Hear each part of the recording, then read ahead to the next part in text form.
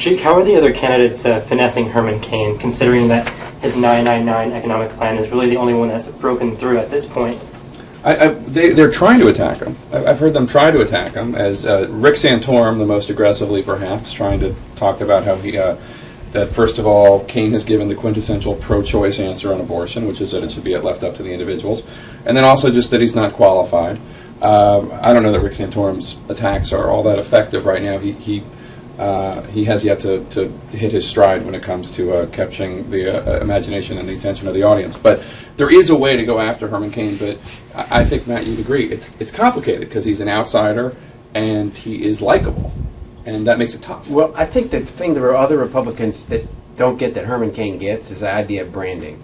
And whether or not you agree with the 999 plan, you have to have something that's memorable. Mitt Romney's 59-point plan, there's nothing memorable about it, nothing memorable about anybody else's plan. If somebody sat down and said, listen, I'm going to come up with the CSI plan on the economy, and C stands for cutting taxes, and S stands for stopping regulations, and whatever that thing happens to be, you need a brand in the marketplace because you got to repeat it over and over again. Whether it's simple or not, Herman Cain understands that better than the other guys. I think you're all confusing apples and oranges. I don't know what it means, but it seems to work. Yeah. The 999 has a wonderful simplicity that didn't survive the week, because he now says, well, in addition to 999, there's going to be a special provision for poor people and a 909. 909 plus an empowerment zone for particularly bad neighborhoods, etc.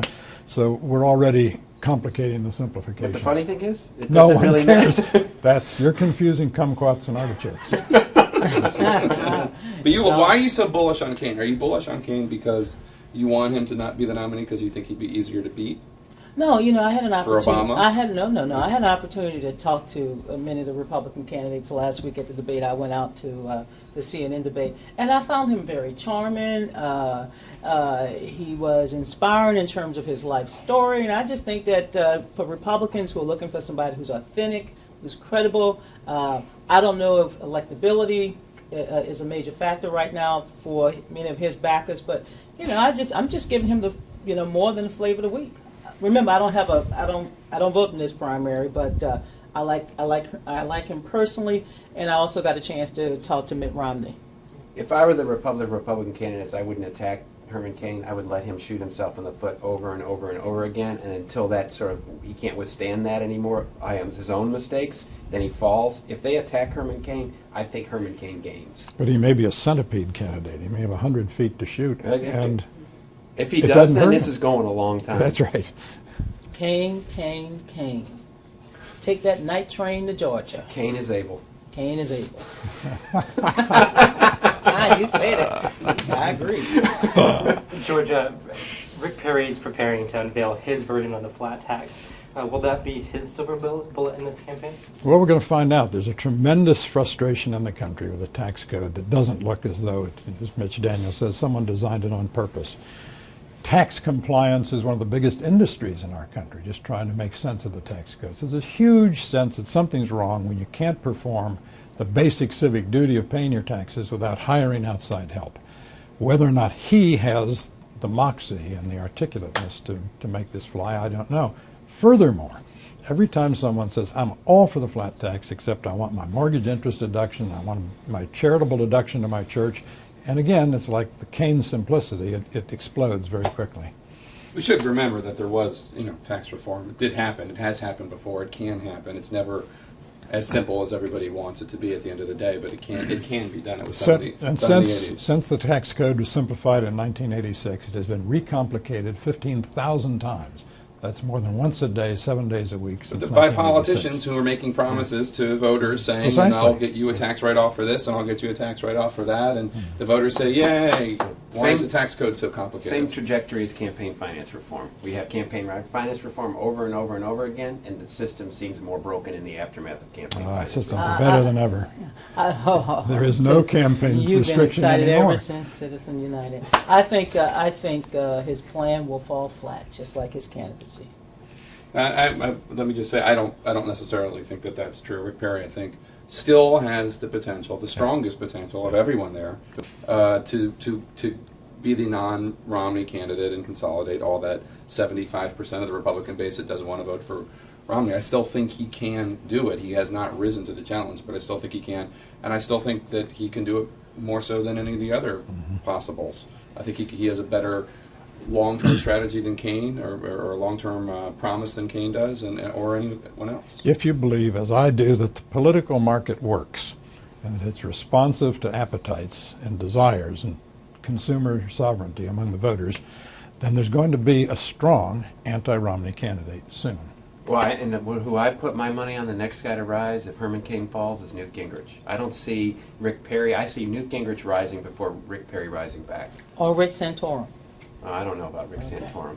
He's got an irritation factor to a lot of voters. I think that, and that's interesting because he potentially, on paper, could be a strong candidate. I think. I think he just irritates. There is a whininess about his performance. I've heard Republicans complain. A whininess that he's complaining about this. He's not attacking candidates. He's upset that they're getting more attention than he is. He's not. Asserting himself in the debate, he's complaining that nobody's asking him questions, and I think he needs to watch that. Although I do think he on paper, he's a strong social conservative, he's a strong national security conservative. He has an argument to make. Well, the argument he made in the last debate was we need someone who can carry Pennsylvania. This from a man who lost Pennsylvania by 16 points. The last time he tried was not persuasive. I'm having a hard time disagreeing with George Will today. I need to go to church. Together at last. Yeah, thank you very much, George. And last question, we'll start with Matthew. A big part of Perry's initial appeal was his economic record in Texas. Is that something that he's done a good job of owning in this campaign so far? No, he's done a horrible job in performing in this campaign, not only at the debates, but actually enunciating an economic policy. You would think somebody that at least considered this race for a couple of months would have put together some semblance of an economic plan based on his success in Texas that was so he could explain. And through 4 debates now, and we're still waiting, he says, give me a few more days, I'm going to announce a flat tax, or I'm going to do this thing on energy. He's done absolutely dismal. He went from the top candidate to now 3rd or 4th, basically because of his performance and lack of any sort of economic plan. You know what I think this is? You know how the Democratic candidate for mayor in New York, or Democratic candidates in Massachusetts, in largely Democratic areas, when it comes time for election day, they're not actually all that strong because it's the reason that Bloomberg won. It's one of the reasons why Scott Brown won. It's because they're in states that are so friendly to their points of view.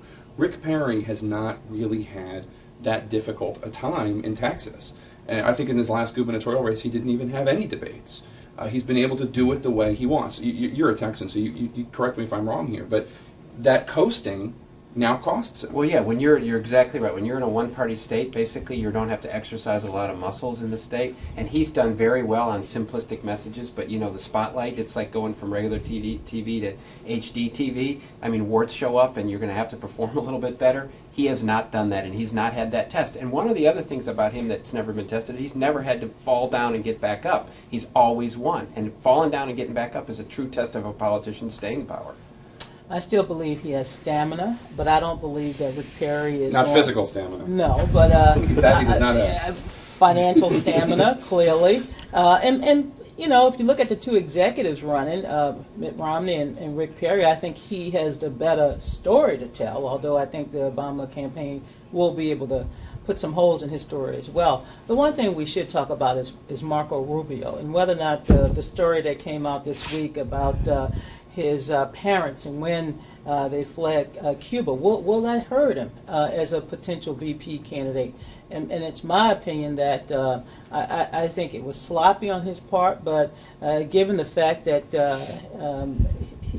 he has some strong other attributes, I don't think it will hurt him long term. On this point, I think it's going to help him. He's going to come out of this stronger, and this was actually for his sake. The best way for this story to come out and the best way for him to respond to it was basically, okay, the years got mixed up, but my story is, and the story of my family coming here, let me tell you, anybody wants to question that can question it. I think he comes out of this stronger as opposed to weaker. George is nodding. It's perfectly clear who should be the next president. He's a lawyer. He has executive experience and a winning record. It's Tony La Russa. Okay. Of the Cardinals. Next. See you next Sunday. Bye-bye.